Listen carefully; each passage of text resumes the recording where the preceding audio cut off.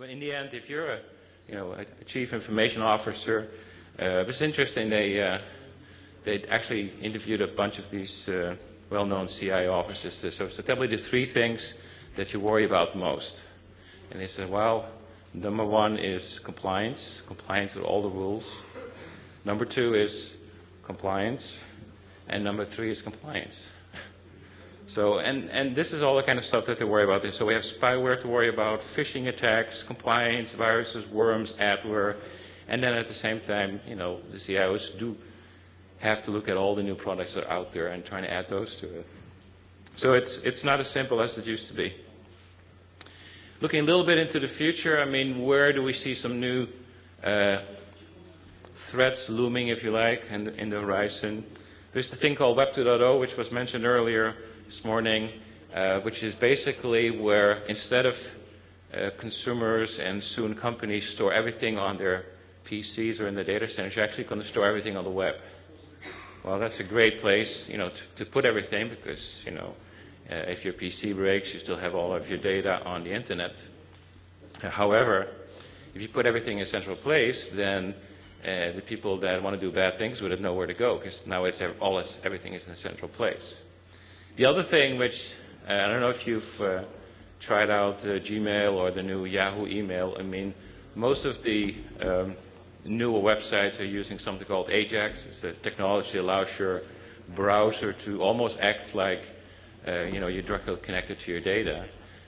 What Ajax actually is a whole bunch of code, a whole bunch of programs that get downloaded inside of your browser and then run on your PC. And, it's really easy to sneak a virus in there, something bad in there. And nobody's really worried about that because they think, well, there's nothing on my computer. I'm just accessing the web. Well, maybe not. Second thing which is coming in, which is very interesting, I'm sure we've all heard the marketing slogans that say that Windows Vista is built from the ground up and has a new security paradigm. It's going to be better than before. Yes. It also means that if anytime you do something new, there's new chances for bad people to go in there. It's almost like we would have been better off to keep trying to work with Windows XP because at least we know everything that's wrong with it, and everything we know is wrong with it has been fixed, so we have protections against that. Vista is going to be a great source for new type of attacks. So we're really excited as a security company to see Vista coming out because I'm sure we'll have a lot of work trying to fix whatever else is wrong in there. Because there's new stuff, so there's stuff in there that nobody's seen before, and we're sure that the professional virus writers will be the first ones to look at all of this stuff and find some new exploits. The third thing which we're seeing out there, which we really starting to worry about, is this thing called polymorphic viruses. Now, it might be a little bit of technical, but basically the way an antivirus product works is it basically will look at your disk, like we saw earlier today when something was starting up here. It will look at every file on your disk and will look for certain patterns. Every virus has a certain pattern to it. It's a certain set of instructions. It always does this, this, and this. And if we find those particular instructions in a program, we know it's a virus because it's exactly the same as what we call the signature. So that's how we find these things. Unfortunately, there's a new technology out there called polymorphic, which is very difficult to do. But what it does is that every time that a virus copies itself from one computer to the next, it changes its signature.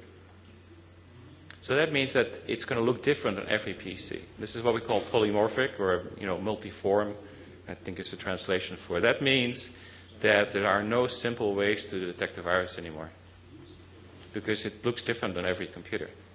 So, and like I said, this was a technology that was sort of invented, if you like, a couple of years ago. The people that were writing viruses for fun weren't using it because it was way too complex. But the people that write viruses for profit are real experts, and they're using this stuff. So we'll probably see more of these coming out, and in a way it's going to be very interesting to see what happens with all of that stuff. That's it. Thank you. If you need to contact me by email, I have the simplest email address at Symantec. It's just HANS. So looking forward to having the discussion. Thank you.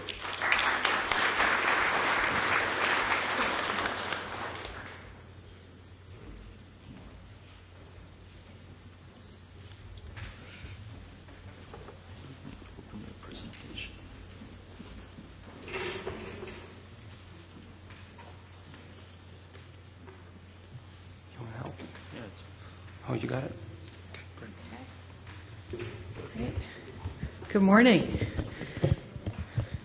So I guess my job is to move from computer viruses to live human viruses.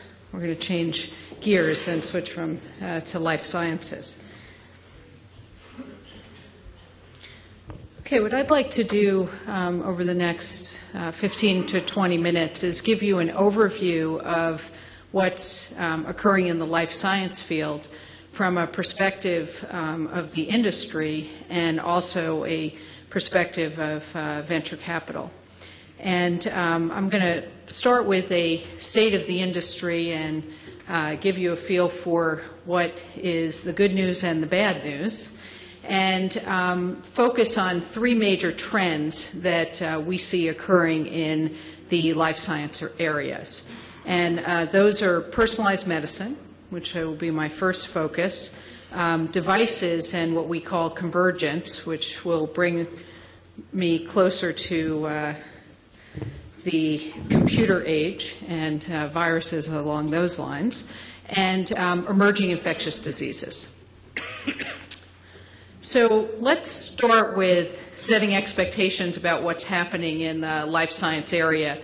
And the reason why I ran in here last minute is I just spent the past hour and a half with the person who really discovered the whole area of pharmacogenetics and being able to predict what patients should receive what drugs and the future of how to treat diseases, both that are inherited and both that are environmental. And there's been a lot of press around genetics being the breakthrough in how we diagnose and treat diseases. And you'll see that I actually think that this is coming of age, and we are beginning to see the future of medicine emerge based on our enormous knowledge and tools that we have to understand disease at the molecular and genetic level. So let's start with some numbers, which I think will be interesting to this group, just looking at the size of the biotechnology industry. These are data from 1995, which show the revenue of biotech companies. And as you can see, the United States is fully dominating with almost $48 billion of revenue on an annual basis.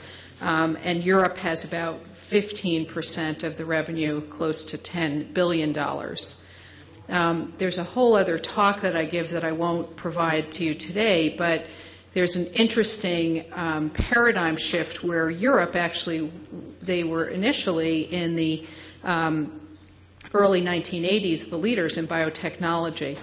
And there are many people who believe that the shift that you see with the United States dominating here has to do with our National Institutes of Health and our ability to fund research at the basic level and provide scientists with the opportunity to discover breakthrough new ideas.